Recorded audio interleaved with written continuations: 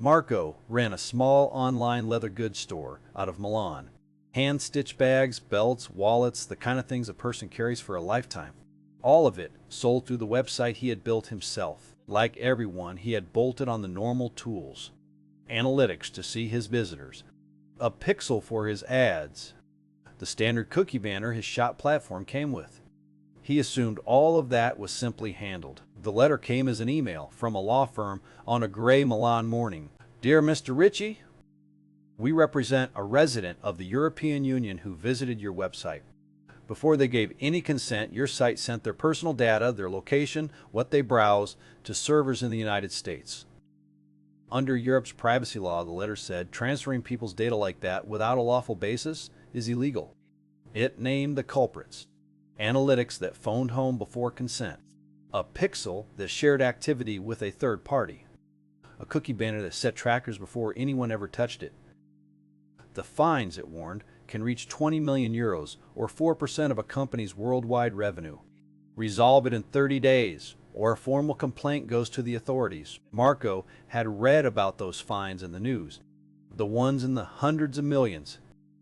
He had never once thought it had anything to do with his little workshop, but the law did not care how small he was.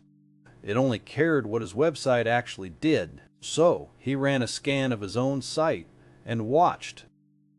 Before the cookie banner even appeared on the screen, his website had already sent a visitor's data, their location, their browsing, across the ocean to companies he had never chosen. And that was the part that truly unsettled him.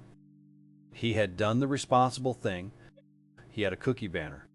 And it had been decorative the entire time, a little pop-up that asked politely while the trackers had already fired behind it. The fines were real. Regulators across Europe had already ruled these exact data transfers unlawful. It did not have to be his workshop that got made an example of. But the risk was real, and it had been running quietly on his site every single day. But the fix started with simply seeing. He could watch exactly what his site sent, and when, before any consent. He did not have to guess. He could fix the thing that actually mattered and know that his customers' data finally stayed theirs. Marco had built a workshop around things made to last a lifetime, and his own website had been quietly sending his customers private data across the world before they ever agreed to a thing. Right up until the day he finally looked.